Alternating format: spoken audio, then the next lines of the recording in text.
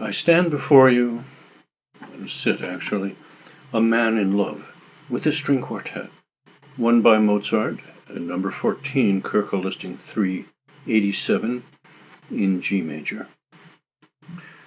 You might think this an unrequited sort of affair, but actually the opposite is true. The longer the relationship has lasted, the deeper it has gone. It's like that proverbial drop of water, examined under a microscope and it turns out to be teeming with creatures. And then if you examine those creatures under the electron microscope, it's more moving parts.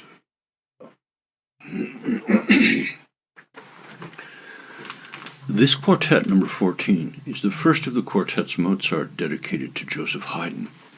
It was written in 1782, when Mozart was 26 years old. It is hard to imagine a greater act of homage than this varied and brilliant work. We'll begin with the first movement, which is made in what is called sonata form. I think of it as a strategy rather than a form. To help those unacquainted with this strategy, I will do what every expert warns us not to do, which is to present this music in a diagram that may sacrifice subtlety in favor of simplicity. Here it is.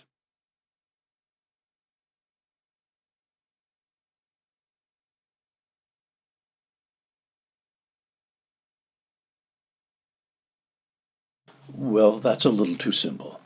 Some more details. One inflexible principle of tonal music is this: the music must begin and end in the same key.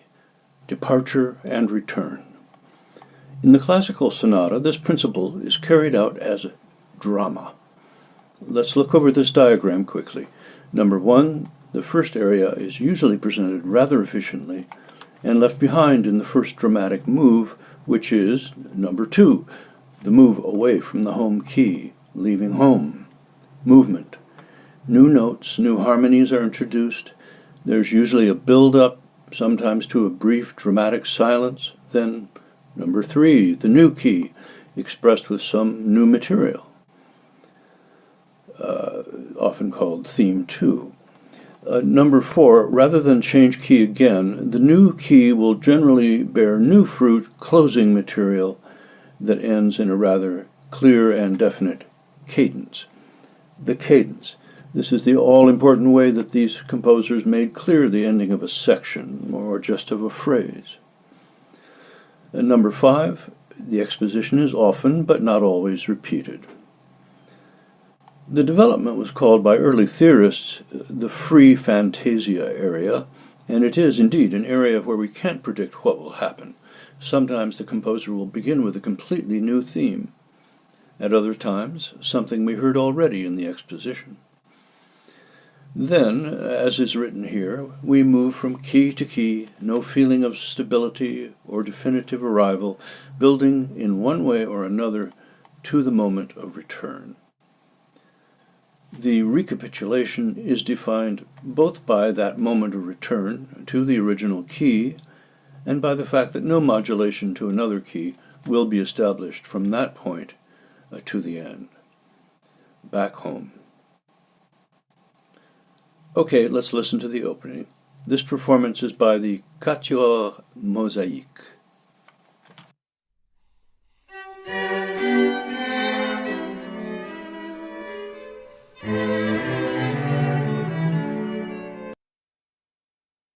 Right away, we hear an upbeat to downbeat or weak to strong rhythm. It is pervasive. At the outset, it is used to make apparent the 4/4 meter. Later, it appears unexpected on a weak beat of the measure. The appoggiatura. This is likewise a feature that appears frequently in the movement. Notice how it acts to make so many phrases end on weak beats in the measure. The chromatic phrase, likewise an element encountered frequently. The 4 bars of the opening are somewhat oddly contrasting. Loud for the first measure, soft for the next. Loud for the third measure, soft for the next. I say it is odd because the dynamics are not being used to characterize separate phrases, but rather to disrupt a phrase that is melodically continuous. We will see that Mozart is quite detailed in his use of dynamics. You might ask, what is the point of highlighting features that occur frequently? Why not features that don't appear frequently? Both are of interest. But the classical style is so full of contrasts. Features that occur frequently serve to bind together disparate parts of the piece, and they can unify the piece. Let's listen now to what happens next, the restatement of the first theme.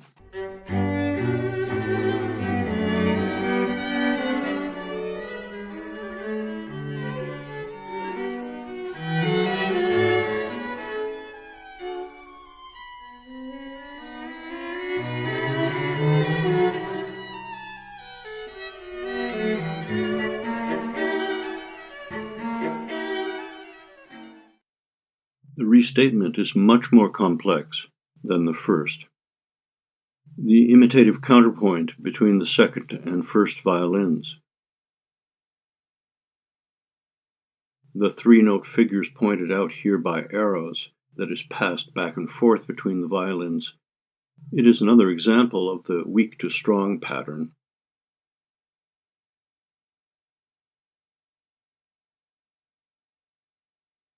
And again, imitative entrances by all the instruments after the violin plays the chromatic phrases in measure 16. The independence of the instruments throughout this composition is one of the things that make it so fascinating. We have moved from the key of G to the key of D in a passage distinguished by chromatic notes, quick, weak, strong figures, and the use of the FP fortepiano dynamic, what I always read as FUP.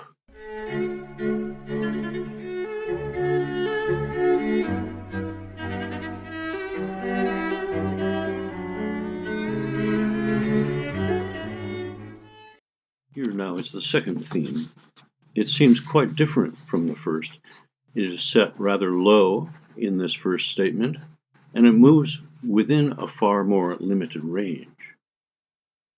We see some features of the first theme used here.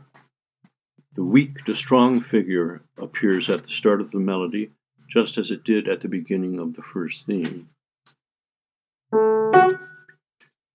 In the viola and cello, the weak to strong figure persists, imitating its appearance in the second theme. And we encounter again a chromatic figure, here going up in quarter notes, while in the earlier theme we heard it going down in eighth notes.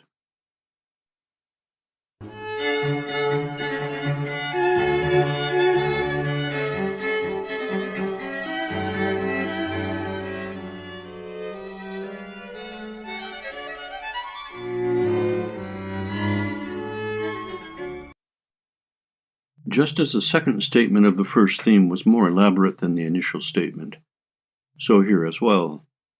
The theme is stated an octave higher by the first violin. Notice how that instrument is locked together with the viola, while the second violin and the cello are likewise mostly synchronized and quite independent of the other two.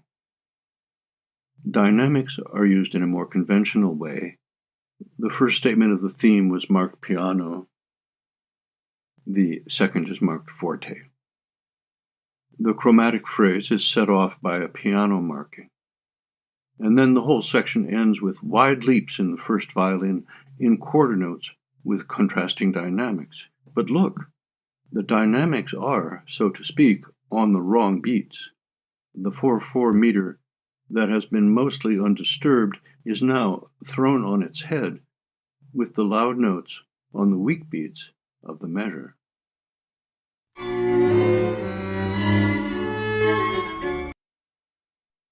The material that follows, leading to the end of the exposition, should be discussed in two parts. First, this.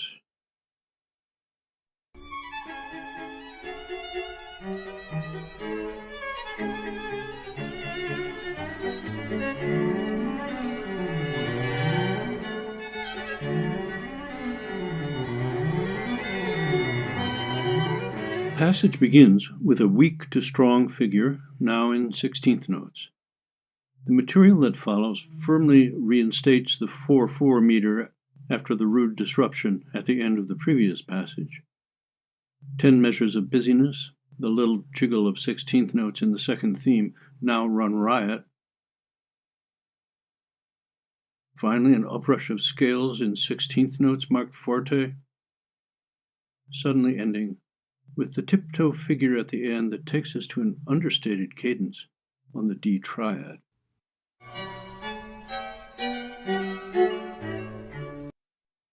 This timid little figure is trying to lull us into a false sense of security, only to spring upon us the surprise that follows.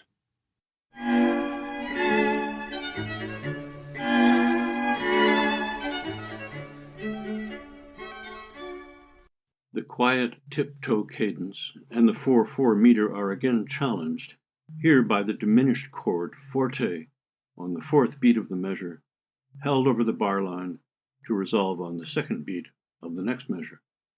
The phrase scurries back into a regular 4/4 pattern, only to be disrupted again. The final two measures consist of a quiet figure not heard before, and bring us to a definitive conclusion on the D major triad.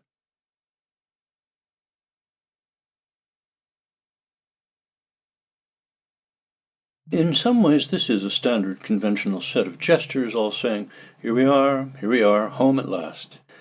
Cadencing. I mentioned this before.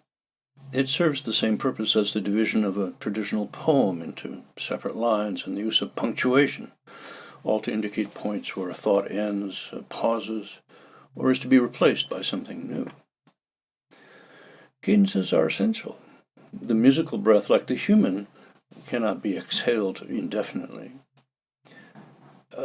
While Bach, in the interest of continuity, often undercuts a cadence, the classical style rather makes a point of it, as in this example, a cadencing passage from Joseph Haydn's early symphony, number 6.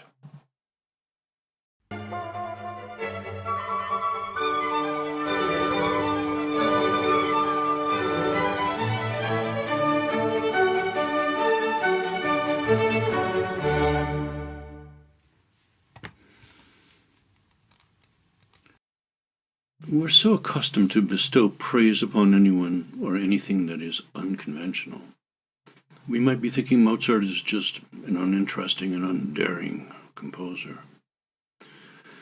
To do so would reveal not only a lack of musical appreciation, but a misunderstanding of the role and meaning of conventions in general. I'm sure this is not true of you. Otherwise, what would you be doing listening to a stuffy analysis of this old-fashioned, conventional classical music?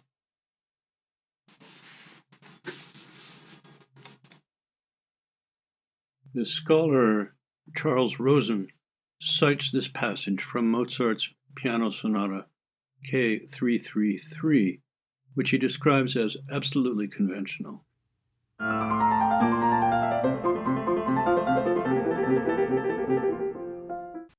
Of this, Rosen says, it could be transferred to any work in common time which needs an F major cadence. Less conventional, more thematic material will not do. Thematic interest would distract from the essential, which is exactly what it appears to be, 4 bars of cadence. And he alludes to the necessity for this kind of conventional cadence when he writes, the proportions of each classical work are individual, torn in every case between drama and symmetry. One requirement remains fixed, a long, firm, and unequivocally resolved section in the tonic, the home key, at the end, dramatic if need be, but clearly reducing all the harmonic tensions of the work.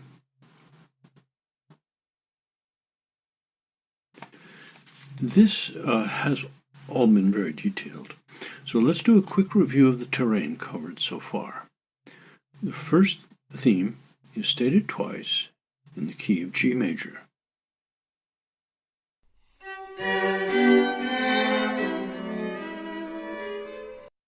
The second statement does not come to a definitive ending, but uses a three-note pattern ending with an appoggiatura, but which extends and finally transforms into a six-note figure in 16th notes.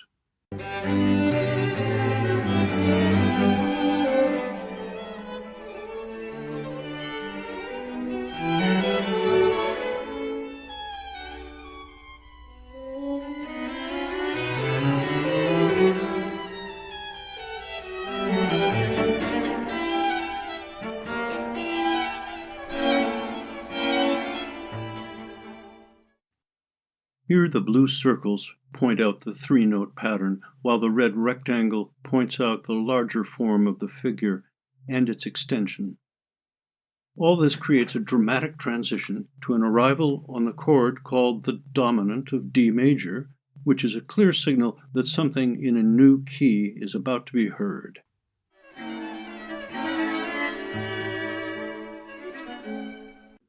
The second theme in D major has all the symmetry of the first theme, each with two statements in groupings of 2 and 4 measures. While the first theme's destiny was to leave the home key and travel to another, the second theme is followed by the delightful and somewhat conventional busyness we discussed above. It affirms the arrival at the new key and leads to the cadence in D major that ends the exposition. At this point, the entire exposition is repeated. Now we should listen to all of this without my rude interruptions. But I've changed my mind. Let's listen through to the end of the development. I recommend the Cleveland Quartet performance. The recording is first-rate, the playing energetic. You will find it among the performances shown when you search for Mozart K387 on YouTube. Begin at 1 minute 48 seconds and stop at 5 minutes 25 seconds. But please come back.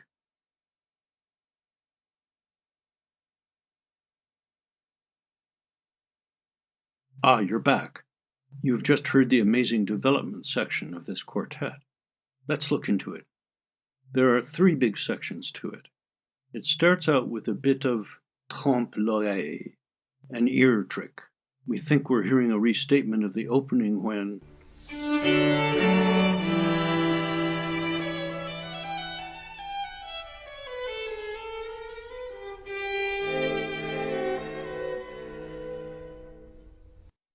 instead of that charming first theme we all know and love, the first violin starts out with it, but then holds the D appoggiatura into the next measure, then resolves it in a 4-measure rhapsodic outburst diminuendo that ends with another appoggiatura forte, resolving to a B major chord.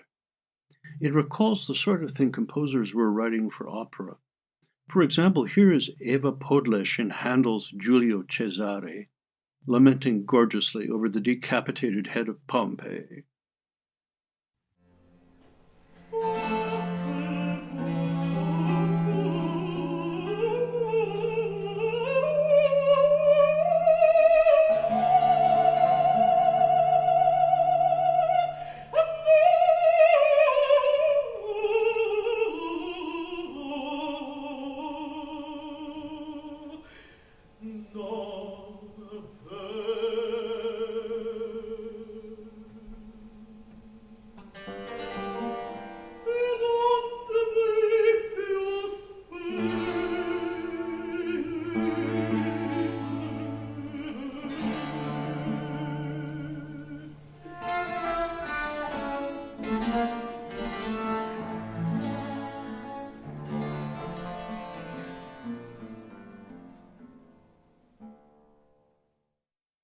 I'm sorry, I couldn't resist.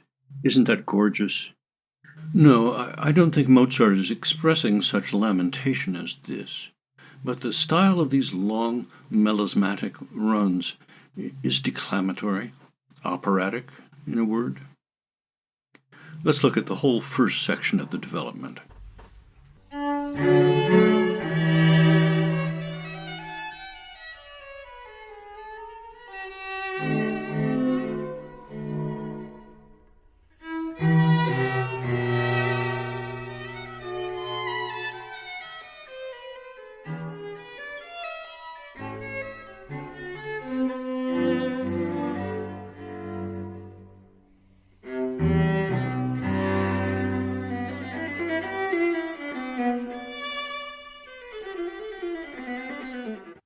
Okay, let's consider what has happened. As we observed already, the first violin's outburst begins as though we were going to hear the opening theme, the fourth note of which arrives at a quarter note appoggiatura, a note of stress. Here the stress is more than doubled in length, and when it resolves to the C sharp, it is not a moment of relaxation, but the start of this long cantilena, 5 bars long, culminating in yet another stressful appoggiatura in the fourth bar. Well, the second violin can't let this pass without a reply of its own, with an initial appoggiatura over 3 times longer than that heard at the beginning of the movement. Its commentary includes that little 3-note figure heard between the first and second themes, pointed out in the examples with blue circles. Mozart begins with a short version of the figure, then extends it, while here in the development, he begins with an extended version of the figure and reduces it in length, and arrives at another appoggiatura. Well, the viola can't stay silent in the face of these outbursts and initiates its own arioso, distinguished by the jump to a fup, fortepiano half note, from which it falls in regular 16th note patterns, leading into the next section of the development. It is certainly no stretch to call this writing operatic, but in fact Mozart's style, as well as that of Joseph Haydn, Johann Karl and Anton Stamitz, Johann Friedrich Agricola, Wenzel Birk, William Crotch, Marie Elizabeth Clary, Karl Ditters von Dittersdorf, and on through the extensive alphabet of 18th century composers, their style was consciously adopted to provide their listeners relief from the complicated, grandiose, and serious music of, say, Bach and Handel. And this alternative style derived principally from Italian opera, which spread like wildfire throughout Europe during the early years of the 18th century. The name of Giovanni Pergolesi is frequently cited as a principal wellspring of this style. This brings us to the second part of the development. The 16th notes of the viola's solo are picked up and insistently repeated in a fierce sequence of 2-measure events, which rise insistently by chromatic steps through a sequence of 7th chords.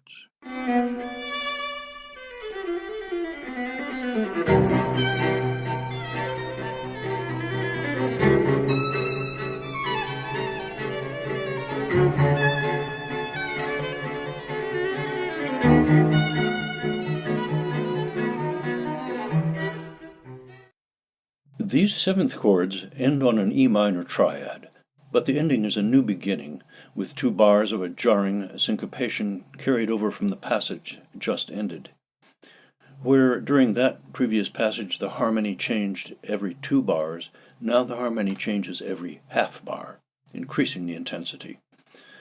The syncopations are smoothed out then by legato quarter notes in the following 4 bars, but the rate of harmonic change is the same or faster. This all leads to a more extended cadence on E minor. Now let's listen to this passage.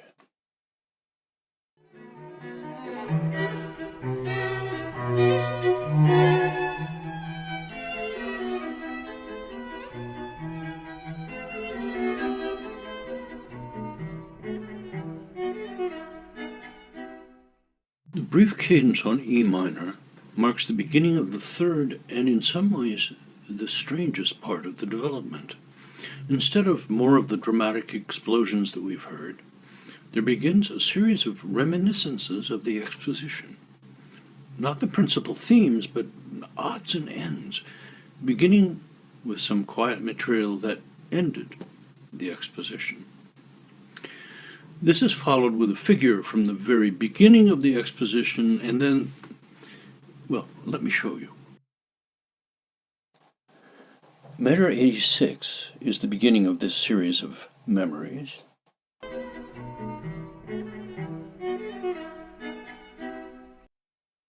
Measure 51 is where the material first appeared.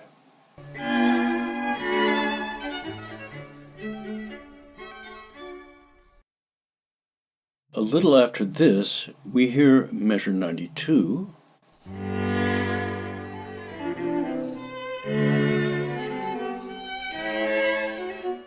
Measure 3 is where this first appeared.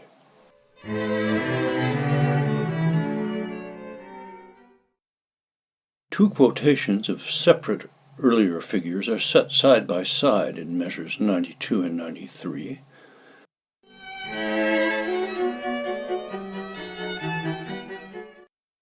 These figures were heard first in measure 3 and in measure 29.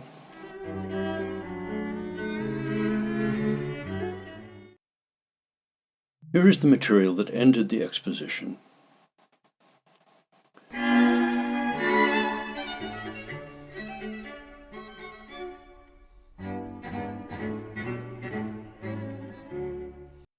And here it is again, first finalizing the cadence in E minor,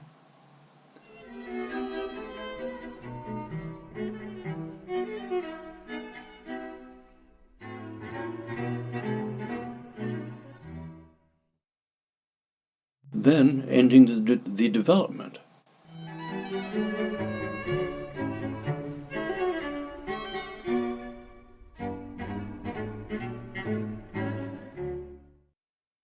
The cadential trill just heard is now extended over 4 bars.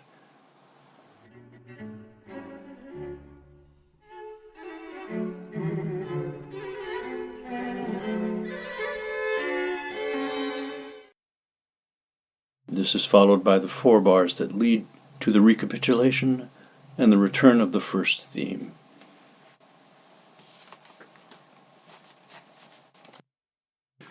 That development section is remarkable. When we think back to the beginning of the piece, with what grace and care Mozart lifts off the ground of G major, and leads us with all brilliance to a point of pause at D major, and how then we're pitched into this wordless drama.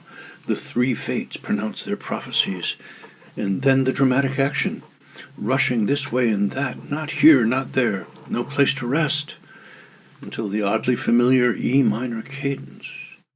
Odd, because it is the first of a series of bits and pieces from the past that help us to recall, help us groping to find our way home, back finally to ground. What a relief, that song in G after those disturbing episodes. That G is all we want. Good old G, sweet G.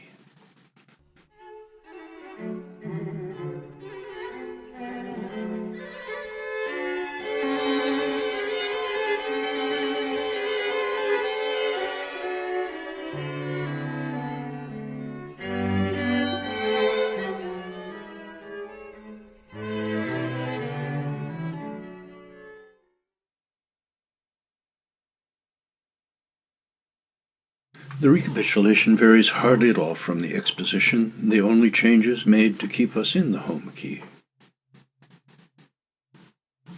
This is pretty fierce Mozart. It recalls the development of the late G minor symphony. And the strangeness of the development's opening recalls, nothing at all, unless it be maybe the late quartets of Beethoven. It could be said that he has not only opened the door to the extravagances of Beethoven, he has stepped through that door. But then, he died. That concludes our discussion of the first movement of the string quartet Köchel number 387. The more deeply we drill into this music, the more astonished we are at the inexhaustible imagination and effortless discipline that this young man, 26 years old, displays here. And this is just the first movement. Stay tuned. We need to look at all the movements to see in its entirety what Mozart presented to Haydn 236 years ago and the richness of the experience he presents to us now.